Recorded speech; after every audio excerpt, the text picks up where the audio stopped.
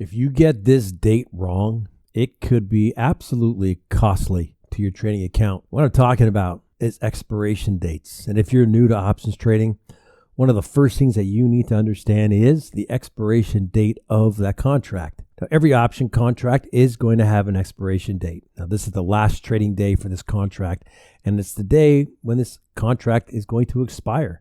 And once it expires, neither you nor the seller of that option has any obligations or any rights. So if you own an options contract that expires on June 1st, for example, then on June 2nd, it's going to be as if you never even owned that contract. Except, of course, you're going to be out some money for the contract that you paid. It's called the premium. In this video, I'm just going to give you a brief overview of what expiration is and how it can affect your trading success, because it can. That's the YouTube like and subscribe button. If you could just click it down below, it'd be awesome. And as a buyer of a call or a put option, you have the right, but not the obligation, to buy or sell the underlying asset, usually a stock, at the strike price before a specific date. And that date, again, is the expiration date. When we're talking about monthly option contracts, they expire on the third Friday of each month. We also have weekly expirations, and these options get listed on a Thursday and expire the following Friday. Now, just so you know, not all underlying assets have a weekly option choice available. So it's important that you understand that you do not have to hold your position until that expiration date. You can close your position at any time by selling or exercising it before the expiration date. Now, many traders will sell their contracts, and once it's completed, they have no more rights that they once had to the underlying asset. And to do that, you would just place an order to sell to close, sells the contract back to the market, and your position is closed. Now, some traders will get a little bit lazy, and they're going to allow their options position to expire worthless. And what that means, using a call option for an example, the market price is trading below the strike price.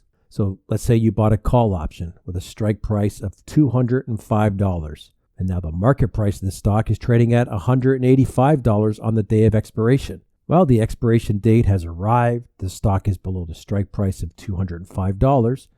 Your position is out of the money.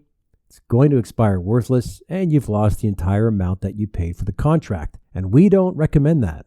We don't recommend that if you're a holder of an option that you let it expire worthless. Sell it back to the market before expiration. Make something to offset that loss, right? That's our preferred approach. But there's another event that can happen, and that's called exercising. So let's say you bought a call option and your strike price is below the current price of the stock.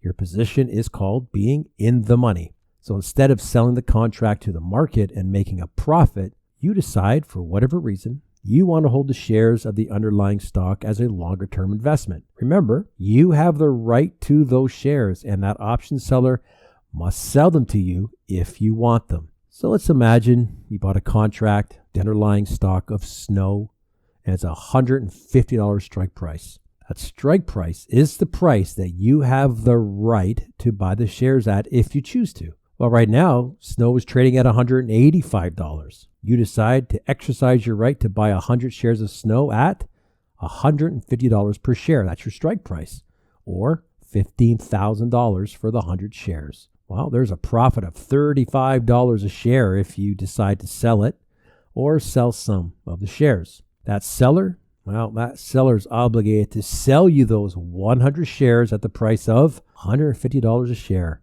Now, really, only about 7% of all contracts are exercised by the trader. Now, there are times when that contract is automatically exercised, and as a trader, you better be aware of this. So if we go back to our example, you're in the money with your contract, the expiration date's arrived, but you don't do anything. So if you don't close your position or exercise the contract yourself, your broker may do that for you. So that means you could find yourself waking up and holding 100 shares of Snow stock and your trading account minus $15,000. That's the strike price times 100 shares.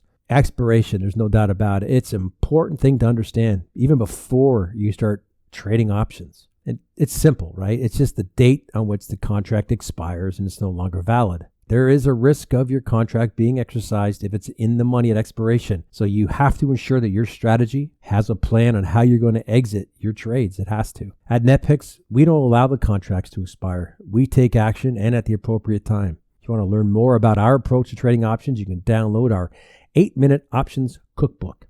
Get an inside look at our style of trading. Make sure you hit like, subscribe to our channel. Any questions, comments, you can pop them below. Talk to you soon.